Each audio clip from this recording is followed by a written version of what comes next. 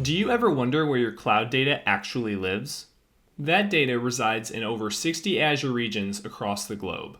But what is an Azure region?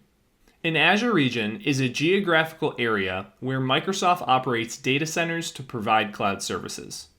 And these Azure regions are composed of over 300 data centers, with more being built every year. In Azure, your data and resources are all hosted within Azure regions. Choosing the right Azure region can be important for several reasons. First of all, not all Azure services are available in every Azure region. And the cost of Azure resources are not the same across all Azure regions. Depending on your use case, you may need to choose a specific Azure region for regulatory approval. And choosing Azure regions closer to your users means faster response times and a better user experience.